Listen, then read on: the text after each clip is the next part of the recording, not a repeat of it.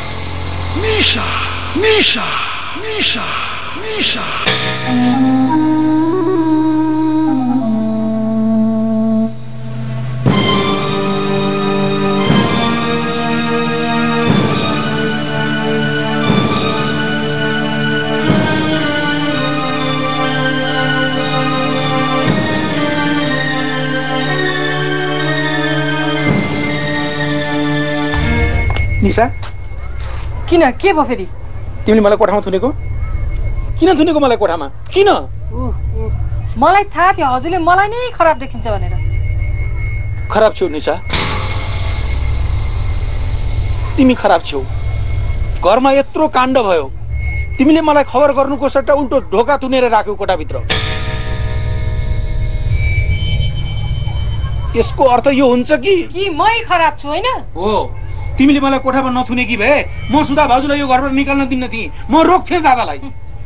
यसैको लागि त मैले हजुरलाई थुनेको।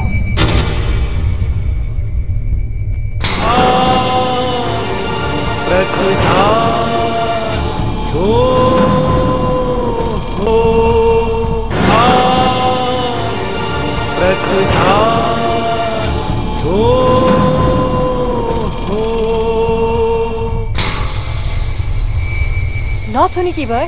हजुर दादा र सुधा दिदीको बीचमा आइसिन्थ्यो र हजुरलाई राम्रोसँग थाहा छ दादाको रिस कस्तो छ भनेर। हजुर र दादा बीच पनि त नराम्रो हुन सक्थ्यो, त्यसैले मैले हजुरलाई थुनेको। र म कहिले पनि चाहन्न कि हजुर र दादा बीच मनमुटाव बढोस्। मलाई राम्रोसँग थाहा छ तिमी के चाहन्छौ। मलाई शंका छ दादाको र भाउजूको बीचमा आगो लगाउने तिमी हौ। तिमीले यो घरमा सुधा भाउजूलाई कहीँ कतै देखि छैनौ। किन? सुधा भाउजू हजुरको मुखमा खाली सुधा भाउजूको मात्र के नाम? आखिर त्यस्तो के टुनामुना लागिसकेको छ सुधा दिदीले? तिमी बुझ्न चाहन्छौ के टुनामुना गर्नुभएको छ भाउजूले मलाई? निशा, यस्तोलाई माया भन्छन्, माया। तिमी बुझ्न सक्दिनौ र बुझ्न पनि चाहन्नौ। मैले पनि बुझेकी छु। आफ्नो लोग्ने हुँदा हुँदै पराय लोग्नेको अङ्गालोमा बाँधिने आइमाईलाई बेस्या भनिन्छ।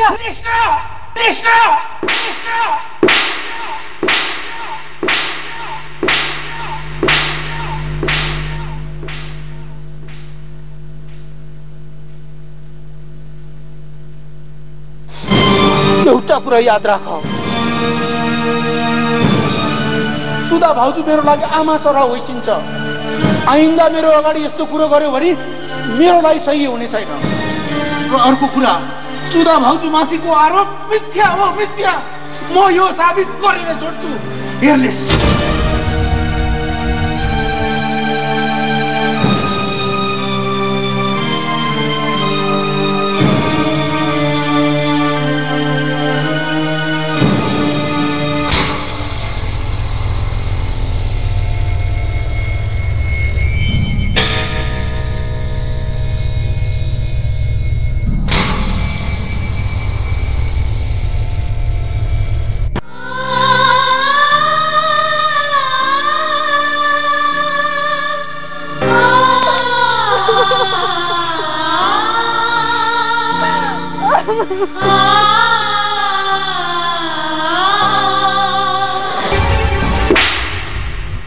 तँलाई यो थप्पड यसको लागि होइन कि तैँले मलाई विश्वास गर। यो थप्पड तँलाई यसको लागि हो कि तैँले मेरो आज्ञा बिना यो घरभित्र आइस। अबदेखि तँसँगको मेरो सारा सम्बन्ध टुटिसक्यो। न अब म तेरो लोग्नी हुँ, न त मेरो श्रीमती हो।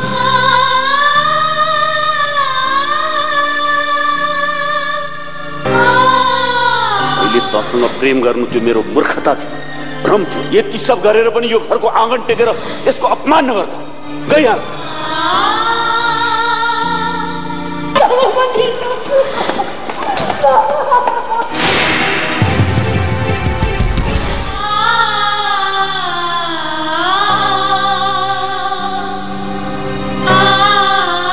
तपाईँ थाहा छैन होला, तपाईँकी भान्जी चरित्रहीन आइमे रहेछ। होइन, यो झुट हो। मेरी भान्जी यस्ती छैनन्। पक्कै त बाहिरबाट कुनै फुल भएको हुनुपर्छ। यो त बेस्यभन्दा पनि गएको थियो कि कमसेकम बेस्यले त आफ्नो कुनै पनि कुरा लुकाउँदैन। चरित्रवान छु भनेर कुनै ठोङ गर्दैन।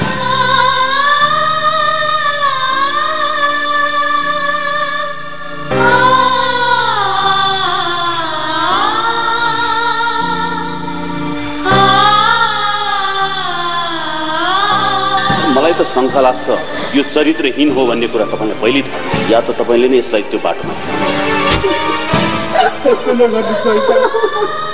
यति ठुलो त जान तिमी मेरो भान्जीलाई म बिन्ती गर्छु।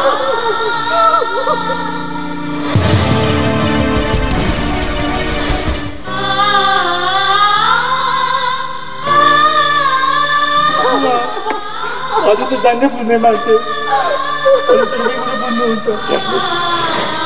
यति सब सुनेर देखेर पनि म केही गर्ने स्थितिमा छैन। मलाई क्षमा गर्नु।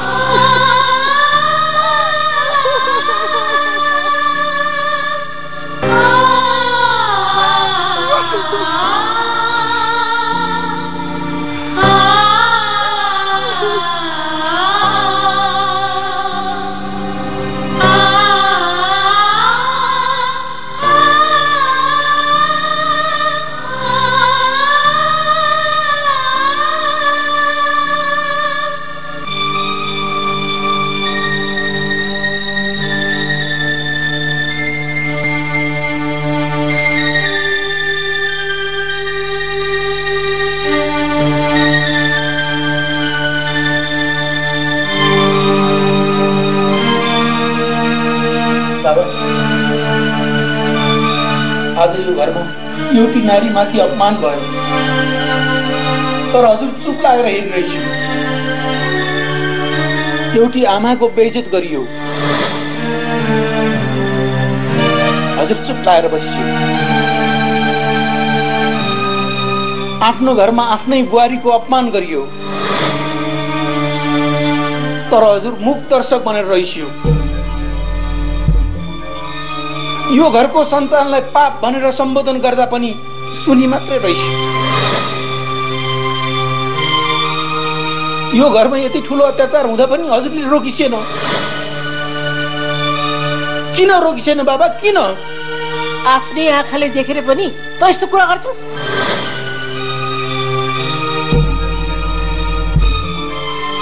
त्यस्तो चरित्रहीन आइमेलाई यो घरको इज्जत सम्झने भुल नगर।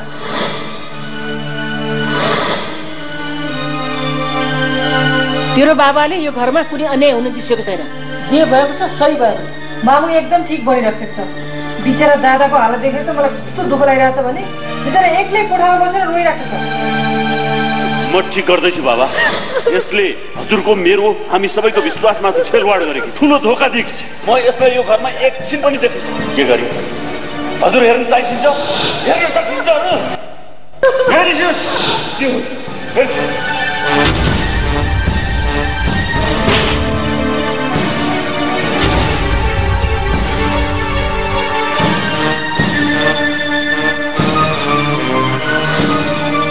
बाबा, हजुरले फोटो हेर्न सक्छैन। मैले आफ्नो आँखाले कसरी हेरेँ?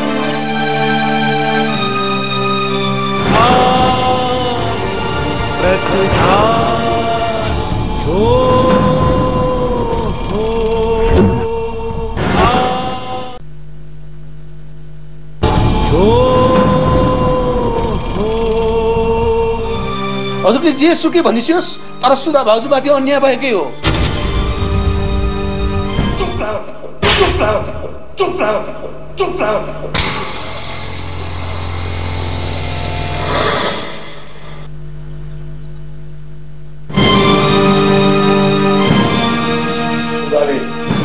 जे गरेकी थिए गलत गरेकी थिए, त्यसको सजाय पाएकी थिए।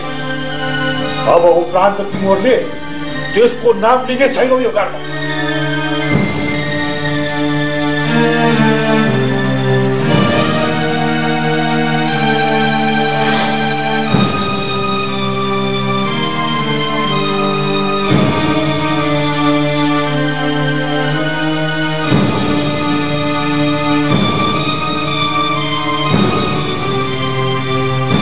हेर्छौ, भाउजूले हाम्रो घरको लागि ज्यान दिन सकिन्थ्यो, ज्यान दिन सकिन्थ्यो। दादा, भाउजू कसैको षड्यन्त्रको शिकार हो, यो कुरो हजुरले बुझिसेन। भाउजूमाथि यस्तो आरोप लगाउन हजुरले कसरी सक्यो? बाबा, मामु, हजुरहरू पनि यही भइसिन्थ्यो, दादालाई किन नरोकिसेको? आज यो घरमा एउटी नारीमाथि अपमान भयो, तर हजुर चुप लागेर हेरिरहेछु। एउटी आमाको बेइज्जत गरियो, हजुर चुप लागेर बसियो। आफ्नो घरमा आफ्नै बुहारीको अपमान गरियो, तर हजुर मुख दर्शक भनेर रहिसियो। यो घरको सन्तानलाई पाप भनेर सम्बोधन गर्दा पनि सुनि मात्रै रहिसियो। यो घरमा यति ठुलो अत्याचार हुँदा पनि हजुरले रोकिसेन। किन रोकिसेन बाबा, किन?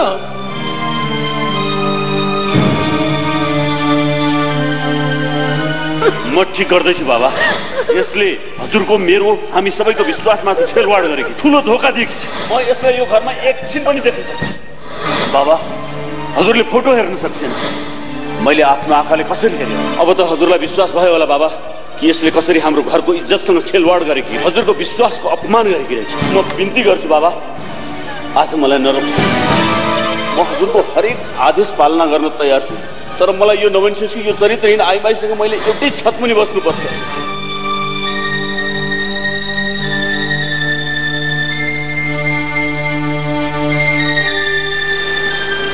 के भन्ने, कुन कुरो पत्याउने, कुन नपत्याउने, कुन सत्य, कुन असत्य।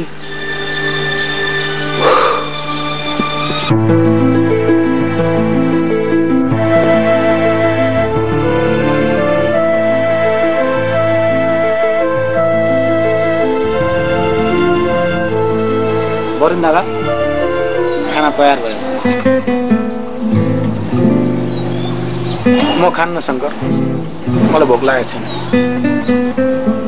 यो घरलाई कसको आँखा लागेछ? सबैजनालाई शोकमा डुबेको देख्छु। त्यस्तो देवी जस्तो भाउजूलाई घरबाट निकालिदिन्छु, किन हो? ठ्याक्कै मणि हराएको सर्प जस्तो देख्छु दादा यो घरलाई। ठिक भने शङ्कर तैँले, यो घरको मणि नै होइसिन्थ्यो सुधा भाउजू। जसरी मणि हराएपछि निष्प्राण हुन्छ नि सर्प, त्यसरी नै आज यो घर निष्प्राण भएको छ। जा, बाँकी सबलाई खाना पस्किदिए। खै कसलाई खाना दिउँ?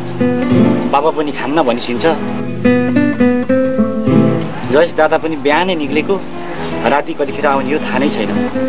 हजुर पनि खान्न भनिसिन्छ। होइन,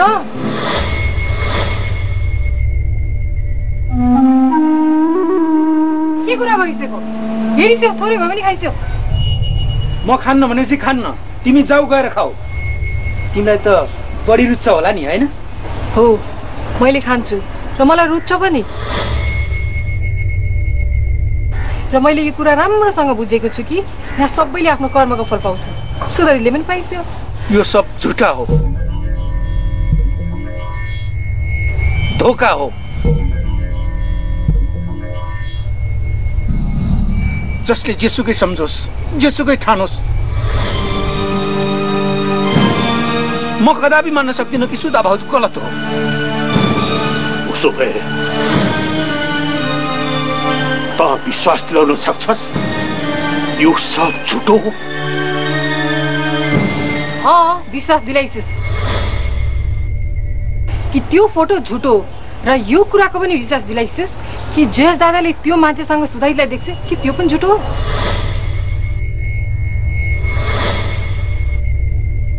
त्यो मान्छेलाई मैले आफ्नै आँखाले यही घरमा जयेश दादा नहुँदा भेट्न आएको देखेको थिएँ।